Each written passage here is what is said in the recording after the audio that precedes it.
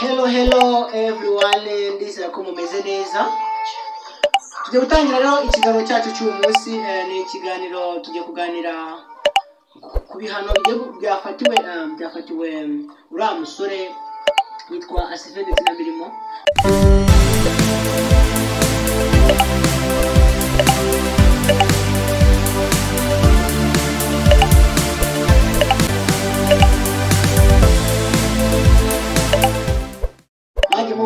Kuri komedi kenshi mwagiye mubibona kubera ko bakoze amakosa akomeye cyane.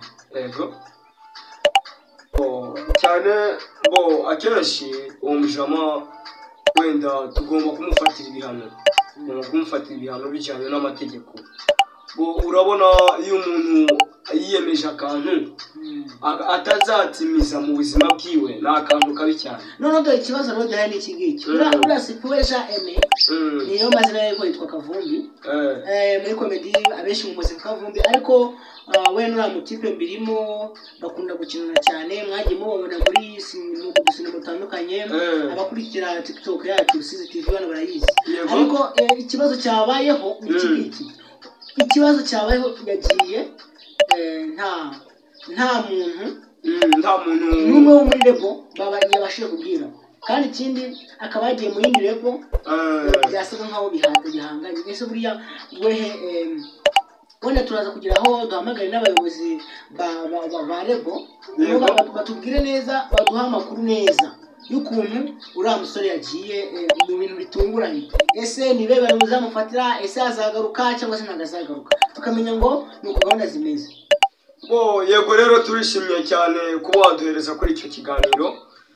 Akenshi urabona umuntu wiyemeje akantu kugatimiza bikamunanira, biragora cyane. N'ikindi cya kabiri rero, icyo kintu arimo akinisha arakizi. Iyi Rebo yacu ari gushaka kutwikira arayizi. Kandi ahantu bibabaje ni wa muntu ari muri Superstar mu cyiciro cya mbere. Umwe mu bantu bakurikiranwe cyane kuri TikTok. Ndatekereza afite video zifite 20,030.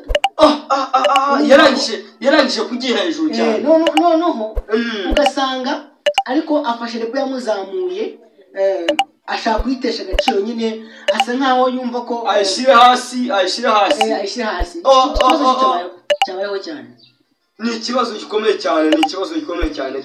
Turamufatira ibihano.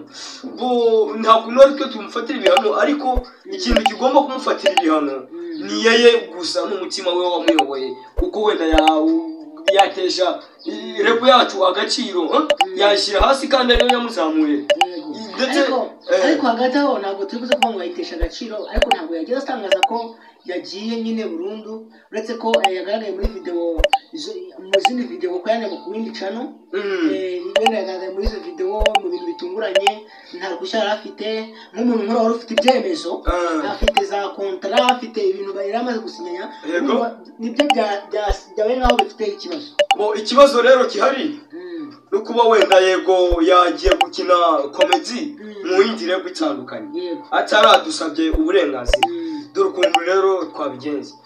Imbere yo kuba twamuhamagara tukamubwira ni iki kintu twaguhaye igihano, urumva? Eske twabanje tugakurikira cya kintu kiwe yakoze, tukabona yuko ari ukuri yagiye muri Rebo atadusabye uburenganzira, kandi ari umuntu ugomba gukurikirana biologique agahana, ndetse mu bantu batandukanye bagomba kuva muri Rebo batasabye uburenganzira. Nyine ikibazo none hariya, ariko wenda turaza kugerageza tuvugane n'umwe mu bayobozi ba Rebo, wenda batubwire ko babyumva, kubera ko ibintu bikomeye cyane. Ariko ngewe ku mwanzuro wanjye numva yahanwa bikurikije n'amategeko. Icyo kintu utekereje nicyo. Reka ngufashe. Urabona buzima, wenda washakisha ukavuga nti hano hantu nabonaga amafaranga arenga 100,000. Noneho na hariya nabonaga amafaranga arenga 120. Ukavuga ni hari hantu ubu ngubu bari kumereza 120, ndabanza mpareke nkurikire hariya 100,000 byashoboka.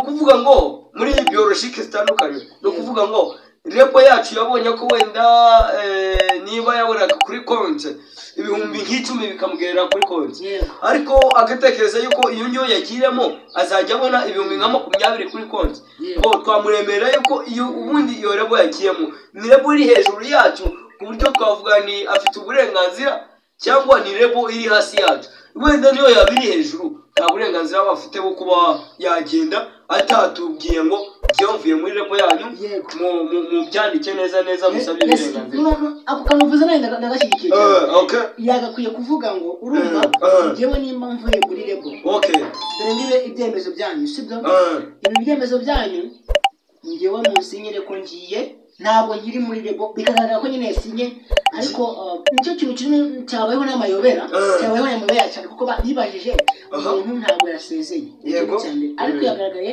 ku yindi account kandi icyo kintu kirahanirwa kandi mu mategeko bavuga ko ibyo bintu bihanirwa kirahanirwa amategeko n'abantu batandukanye n'abaturage barabizi ko icyo kintu kirahanirwa yego ubwo rero wenda Fabrice Zefro reka nkubaze ikibazo kimwe mbere yuko duhamagara mu bayobozi babo reka nze mbe mushyize ku murongo mu gihe wenda ubona uriya musore ubaye uri nka manager wiwe we mwanzuro wafatira mbirimo ndetse kandi yajyanye n'undi mugenzi we bakundana gukinana ni babiri bagiye urumva ko byagaragaye nkaho ari nk'inama babigiyemo rero nimba wenda ntabwo tubacira urubanza ntabwo tubizi nimba ari inama cyangwa atari inama ariko ndatekereza ko kuba yagiye muri rebo atabiherewe uburenganzira ni ikindi kibazo gikomeye cyane ndabona umwe mu bayobozi mu banyamuryango yamaze gushika ku murongo wenda turaza kuzamura volume kugira ngo babashe kumwumva ariko nyine icyo kibazo ni ikibazo gikomeye cyane yego ndakumva cyane kandi urakoze cyane reka tuzamure yitwa Line B official nawe agira ikintu abivugaho nk'umuntu yava muri rebo yatangiriyemo yamuzamuye ikamugeza hariya akaba ashaka kwishyira hejuru reka tubyite kwishyira hejuru akaba yumva ko yagenda atasabye uburenganzira icyo kintu turacyumva rwose icyo kintu kirahanirwa cyo kuba wenda yagiye n'ikindi kirushaho akajyana na mugenzi we urumva ko ni ikibazo gikomeye cyane hano gishobora no guhanirwa ariko ngewe ukuntu natangiye mbivuga ndumva hariya bari buze gukurikiza amategeko ni amategeko ubundi hariya baraza kumuhana bakurikije amategeko ni amategeko kandi nanjye nahise kumufataho icyano buriya iyo murangije kubabarira umuntu bisaba byagenda mu muryango urumva umuryango ukabimenya ni ukuvuga ngo ubu ngubu turangije kubishyira hanze birasaba yuko ukongera gusubiramo biramugora biramujyana agasukari kuko umuryango wose urangije kumenya ikintu kuvuga ngo byongere bigume hasi birahanirwa cyane kandi ntabwo byashoboka twakire Line B official mu kiganiro cyacu cy'uyu munsi kuri Shaki Promotion ndizera ko Line B uratwumva rero dusanzwe turi mu kiganiro ni ikiganiro kivuga ku bihano bizafatirwa Sifiwe ndetse na Mirimo abo muri rebo ya MG5 Group ese ubibona ute wowe nk'umwe mu banyamuryango ndetse mu banyamuryango ba MG5 Group ni iki buriya waba hari impamvu yaba yatumye Asifiwe ndetse na Mirimo babasha kujya mu yindi rebo batavuze ikibazo cyabo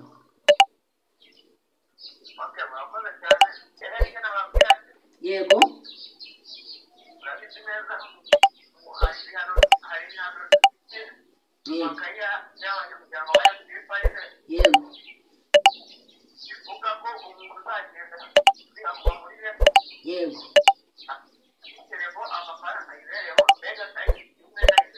yego ayifite umwenda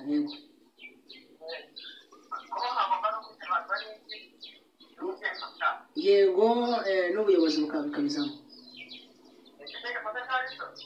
itegeko nararisomye cyane kandi ndizera ko iriya tegeko niryo nitujya kumuhana ese baraza gukurikiza amategeko cyangwa baravuga ngo yarivumbuye cyangwa se turakurikiza amategeko cyangwa nyine ngo wowe wumva twabigenza gute?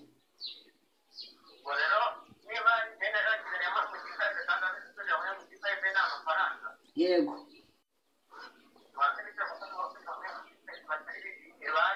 Yego.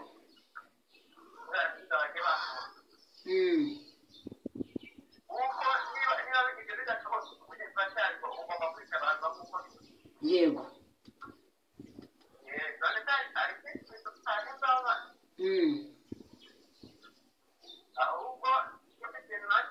Yego.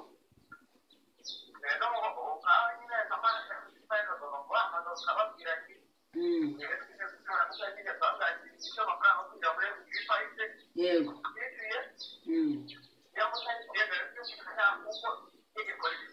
Yego. RNB official warakoze cyane, ndizera ko n'abadukurikiye hano kuri Shani TV Promotion. Yego. Urumva ko ariko avuze ijambo ryiza hariya turakurikiza itegeko niba na ngombwa nimba rumwenda y'abafitiye label abashe gukurikirana. Yego yego.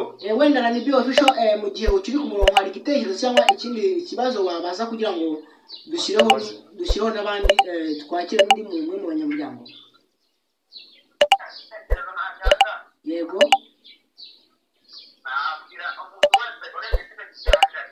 Yego.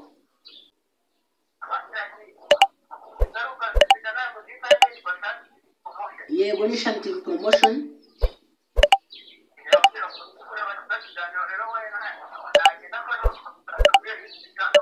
Yego.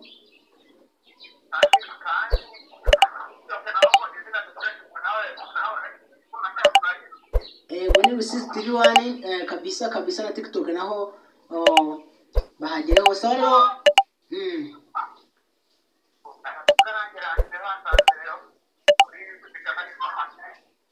Yego.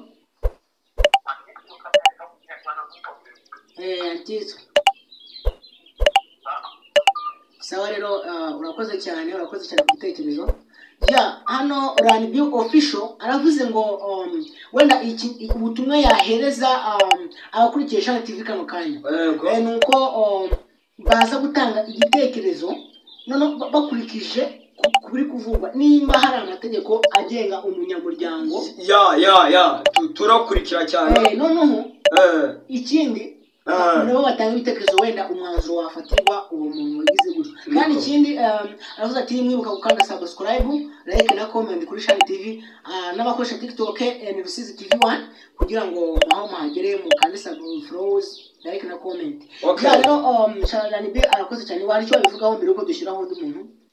Icyo nabivugaho nanjye urabizi kizaho nanjye no kuba uko uwacu arangije kuganira aho ngaho nanjye rwose nibyo shize mu mwene kuko ndangisha kuba nabiganiraho n'undi nakaza kubiganiraho biraza kubona umuyoboro w'ikambo rimwe umuntu nakunde yarigumaho. Abantu bagomba guca mu miryango bagaca mu miryango bakabona ukuntu wenda ibintu bigomba guheruka. Ndamushimiye cyane kuba wenda yavugiye ako kantu natwe twarimo dutekereza, yatunguye igitekerezo kimwe mu bintu twatekereje. Urakoze cyane. Urakoze cyane ku gitekerezo cyawe, ndetse murumva ko turaza gukoresha itegeko ribihana. Kandi ikindi numva hariya iriya rebo yatangiye ikintu ntagazi ariko biza kugeraho igera kwa rwa rwego iyo ibashije kugeraho. Yego. Noneho mu gihe rero uriya ashaka kujya mu yindi rebo atasabye uburenganzira, ibyo ngibyo bituma hari isura mbi igaragara muri rebo. Kuba manager atabahari sibyo, kuba manager adahari ntabwo bivuga ko wajya muri rebo kubishaka. Reka rero twakire n'undi mwe mu bayobozi ba Shani TV Promotion cyangwa se MG5 Group Label Code niyo tujye kubakira. None nabo batubwire umwana mugenzi we RNB official ibyavuze, bimwe mu bayobozi bakuru ndetse ndizera ko bafata umwanzuro kuri iki kibazo cyabayeho cya Sife ndetse na Mbirimo. Reka tuzamure ijwi barakumva neza cyane. Yes hello, kaze neza kuri Shani TV Promotion. Yego. Hari ikibazo dufite, kiriya kibazo uri kukibona utekiri muri rebo ya MG5 Group, ukuntu umunyamuryango abasha kugenda atavuze akagaragara mu yindi account wenda nta muntu ubizi urabivuga iki?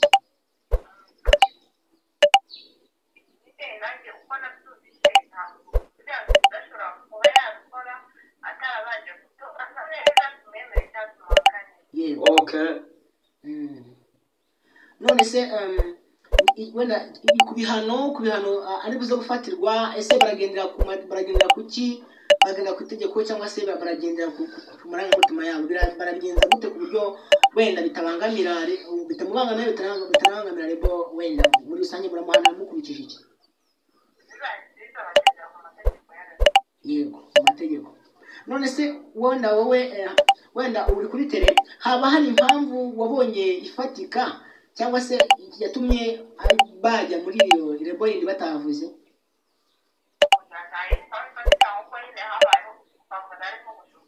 Yego.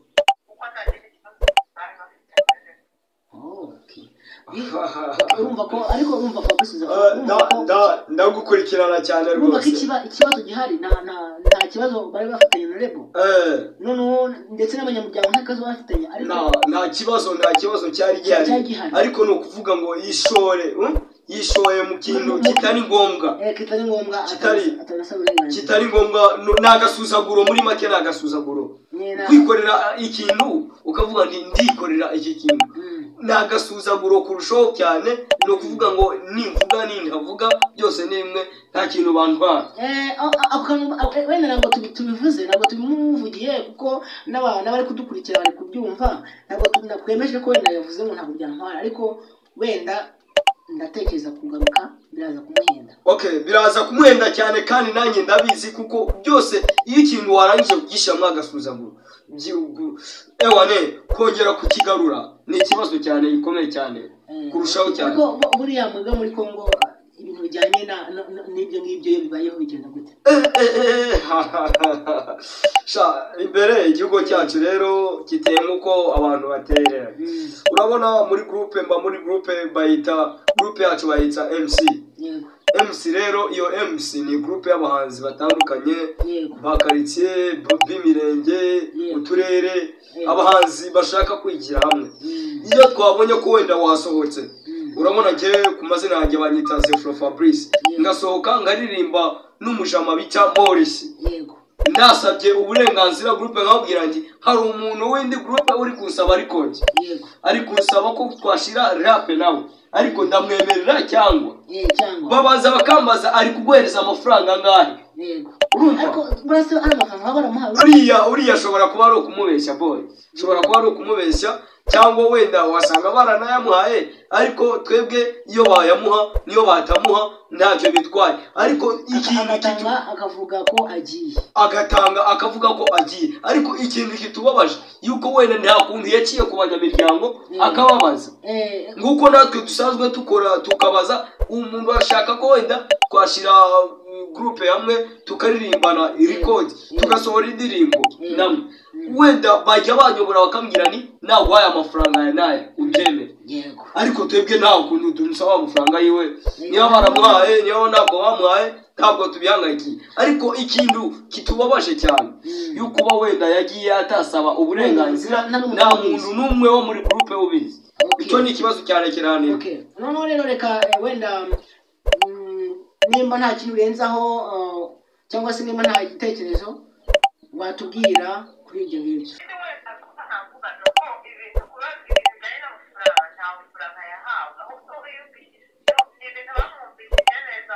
Yego. Yego. Ariko kubera ko nawe yagiye kandi twari duhari nawe bagiye nawe bagize ubabwira we barageze hanze kuko naramuka akeneye kugaruka. Yego. Nawe bizamugora kuko nawe tuzamufashe ukomeye. Yes, ako kantu. Ako kantu. Nziza cyane. Nziza cyane. Agomba gukora. Arimo tekereza nkuko nanjye ndimo ntekereza mutima wanjye. Urabona? Ikosa yakoze kugenda si ikibazo ahubwo niyo nashaka kujya kugaruka bizamugora. Ereka bavuga ngo kwigira ni busa urumva ariko gusohoka bo ariko gusohoka ni danje. Okay, reka rero tugane ku musozo w'ikiganiro wenda reka ngwe twakiriye ku ntabwe agira message atanga ku bakurikiye Shine TV promotion imbere yuko dusoza. Wenda ku bakurikiye Shine TV promotion nimba haba hari message ubafitiye cyangwa se ikindi kintu wababwira kugira ngo mbere yuko dusoza ikiganiro cyacu cy'uyu munsi kugira ngo dukomeze n'izindi gahunda.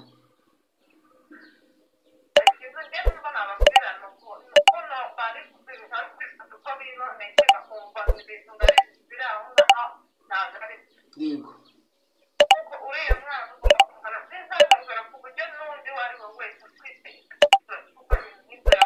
Yego. Thank you kabisa. Yego kabisa. Akoze cyane. Ndizera ko abakurikiye Shine TV promotion babyumvishe baraza kwandikira muri comment ariko ibintu byo birakomeje kandi n'abayobozi mwabumvishije. Rero Brantine yakoze cyane rero ugire ibihe byiza kandi mwakoze kubana na Shine TV promotion.